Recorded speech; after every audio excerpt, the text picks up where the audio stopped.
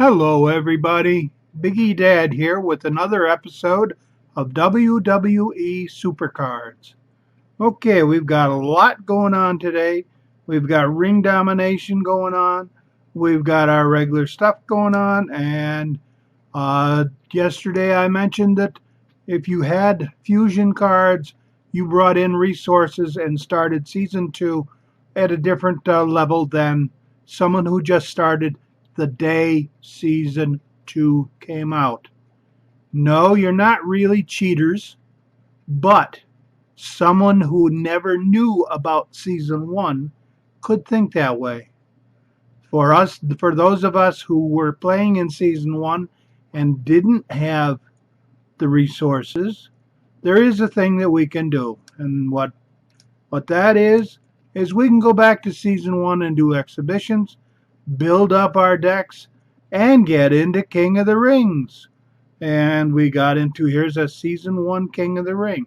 Biggie Dude tells me that I can also do a season 2 King of the Ring at the same time, although I found that if you're in King of the Ring and you want to combine someone, make them a pro or whatever, and one of the halves is in the King of the Ring, you can't do it. I didn't like that, so I will wait till Ring Domination is over before I get back into another King of the Ring on season 2. Okay, where are we at on season 1 King of the Ring? Standings, okay. Oh, well, that's a little bonus. Biggie Dad is tied for first. I like that. I'd rather be first at the end of the eliminations instead of in the beginning of the qualifications.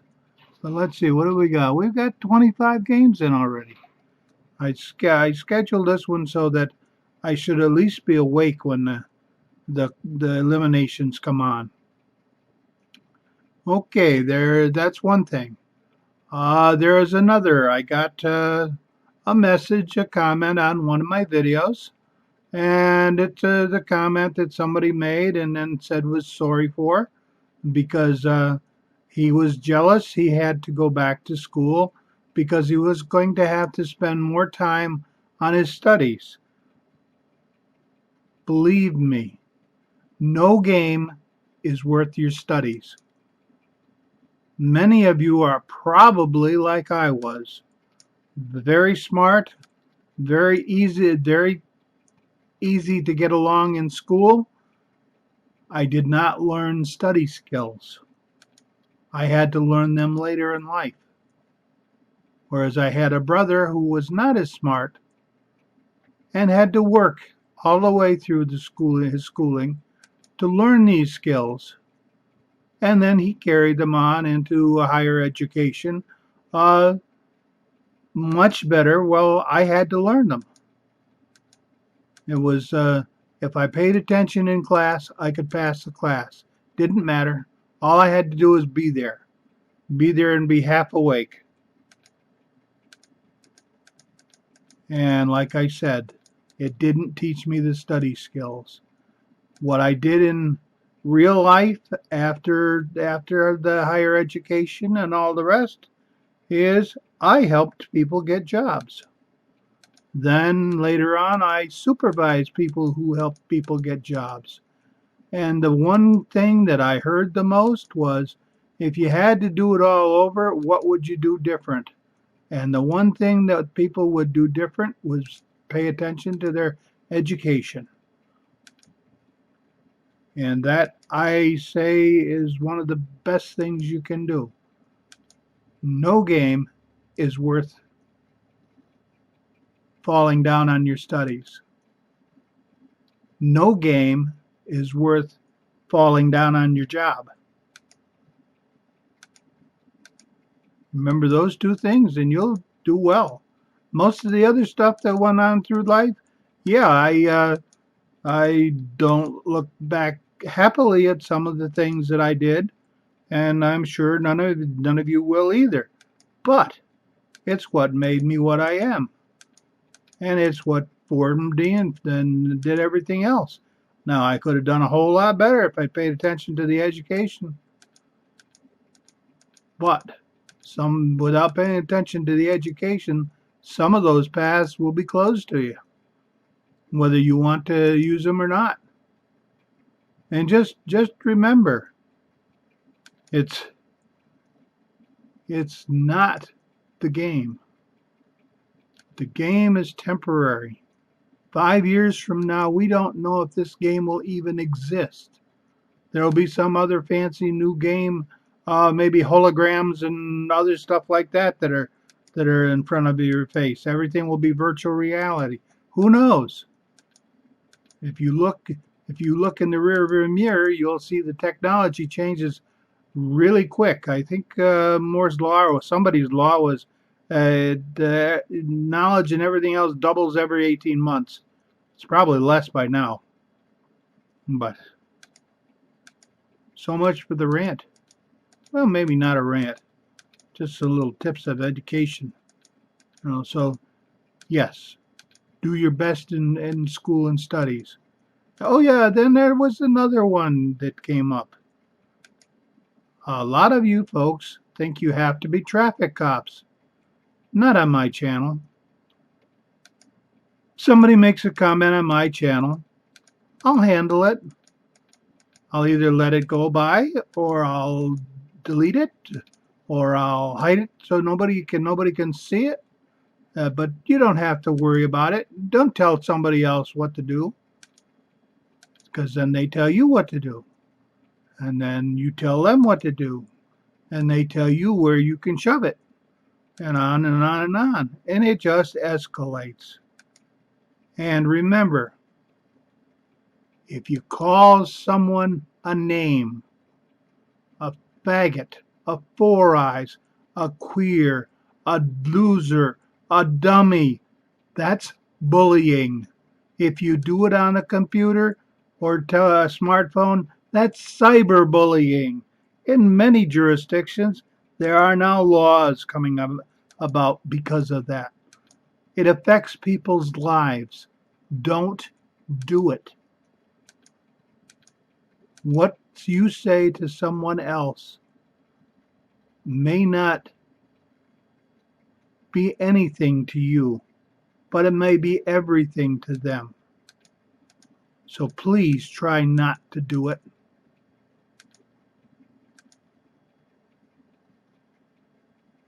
It can be hurtful. Words can hurt. Solo match, toughness. Who do I want? You I want. I haven't played season 1 stuff so long that I have to think about who I've got and who I'm doing with and everything else like that. It's not like on season 2 or what I'm playing regular, where I've got it lined up. I know, I don't even have to see. Everything's a blur, and I just pick you and you and you and you and you and you. Some people say, why don't you pick him instead of him? He could win. Well, yeah, he probably could, but I'd have to get the magnifier out to look and check the stats every time. And I would rather play fast, win or lose, get it over with, get on to the next, and see what happens there. And I wish I had some of these folks from season 1 in season 2 where they win all the time. That would be nice. My deck is unbalanced right now. I know that. That's why I'm working on some things to get it better balanced, like ring domination. But the thing with ring domination is you have to let time build up your bouts so that you can do them. Unless you want to pay for bouts, and I don't. I don't do that. So maybe I'll get 1 card. Maybe I'll get none cards. But I get a lot of training cards. I will probably, before ring domination is over, if I don't get me an ultra rare or the good super rare that I can pro up or something like that, I'll probably be training rares before before the thing is over. Because I'm going. I've got super rares. Go down to the stop sign, which is the the only one I drew, and pick the one next to it and fill them up. And repeat as necessary. Because if I win 5 bouts, 4 cards at a pop, I am just about running out of cards. You have too many cards. Do something about it. And so I fill people up. I like Season 1. Season 1 gives me wins. There's some fun to Season 1.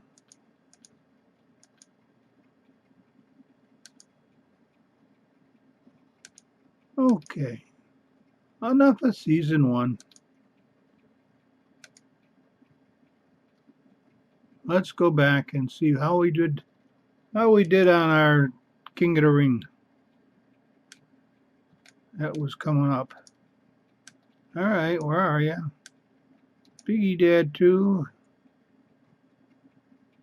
Bret Hart 0. I've got to check. Because Bret Hart, I think, was one of Biggie Dude's alternate characters. But I don't think it was this. I think it was N. Bret Hart. I don't know. Okay, standings. Oh, Biggie Dude and Biggie Dad all alone in the top. Yep, blood flow lost. Now, I don't know how many of these are real. Here's Biggie Dad, blood flow. Evan loved something. Marcel 7, the boob. Big Show. Bret Hart. Who then? No, this Bret Hart is not Biggie Dude. Biggie Dude is at WrestleMania tier, I believe. So he's not there. Rey Mysterio Jr. I didn't know he had Jr., but yep. Wasteland. Money, money, money. I don't know how good the person is, but I like the name. Sarah. Banger. Shadowbreaker. Roadhog. I've met a few of those in my time. And Captain Lou. Okay. Well, at least 16 players or robots are playing in King of the Ring. I don't know what's what and how. There's no way. I don't think that I can see what's going on. I do know that Season 1 chat, nothing. You get a Season 2 and you got people chatting back and forth all the time. And global chat, that stuff goes by so fast that my eyes can't register it. Okay. Well, I think before we go away, I think we're gonna try a ring domination here. How to play tic-tac-toe. It's just as much figuring out what goes where as what you got to do with it. Now I have some of my own philosophies on this, and the first thing I do is I look down here at the bottom using the magnifier, and I look down and no real standouts here except that 304 for the power looks to be the toughest one or the weakest one I got. He's got a down arrow. He's not going to beat anybody. Well, most not anybody. And usually we can suck somebody into taking them right there.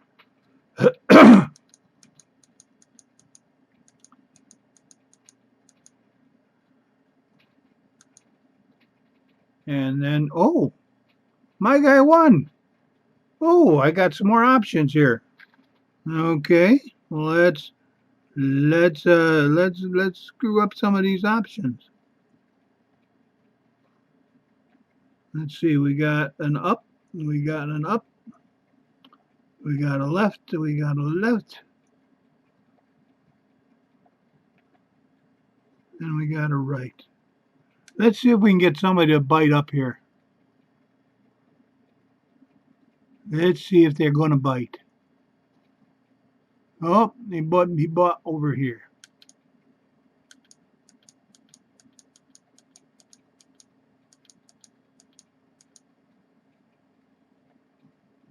Okay, we got it there and there. And he's got a pretty good little thing there. And but what the options I had was now I can take him with Taker and block off some of the other stuff with his own man.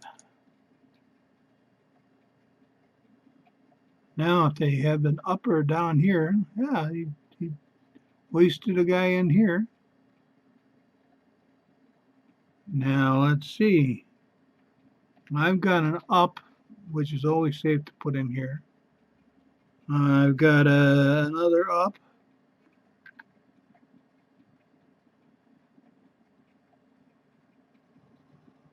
Who we got the weakest?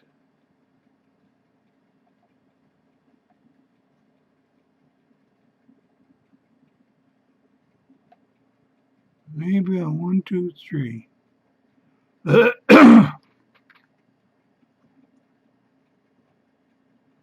1, 2, 3. Let's try you up here. Let's see what happens. No, he's trying to take down.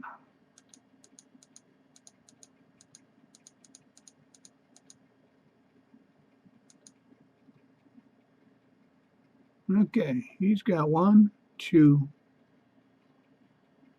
3, 4. And all I gotta do is get one more than he does. And that one more is right there. So it adds up to 5 to 4. And that's part of how ring domination works.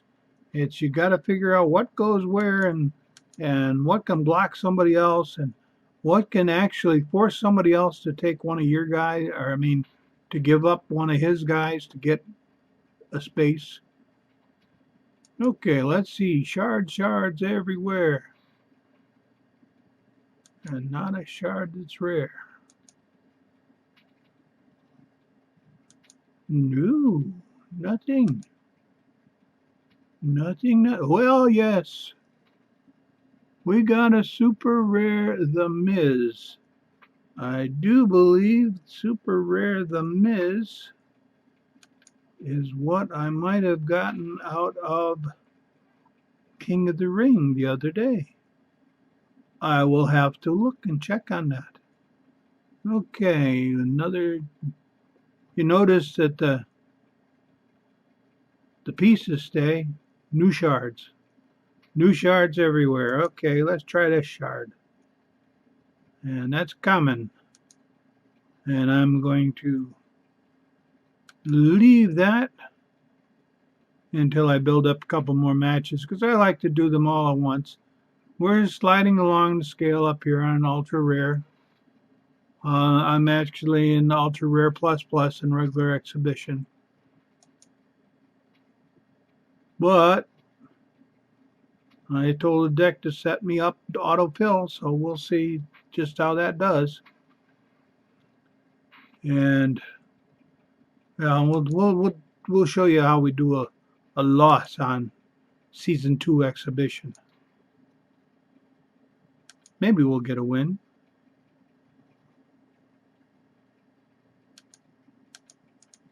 Maybe we won't. I think we'll probably see a John Cena though, because they're cheap. Diva Tag Team, Charisma. Okay, we're not going to add anything. I usually lose on straight ups.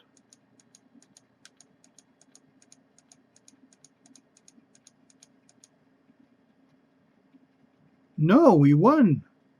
And solo match, when I see a win, any number like in that first, Out comes the taker. Because that's usually a win for me. 1 out of 3. I get one in, taker comes and takes the second one. Solo match. Okay, toughness. Now we got a toughness over here, and then we'll get the magnifier out. And we'll look down there for toughness. 306, 368, 382. 382 looks like the best. There's John Cena. I knew we'd see him. I think everybody that didn't get the Undertaker has got John Cena in the People's Championship.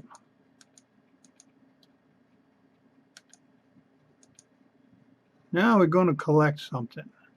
Probably an enhancement, but we'll see. Well, we got one enhancement. We would dearly love to have a nice ultra rare. An ultra rare common. I get that a lot. Okay, with that, I'm going to say goodbye. Love you all a long time. Have fun in Ring Domination. Have fun in Exhibition. Season 1 and Season 2. Someone did mention that I should probably do a show on Fridays or someday. Just go back to Season 1 to play that and have a little fun there. And that sounds like fun. I might just very well do that. And until the next episode, may you all draw good cards and happy gaming. Bye-bye.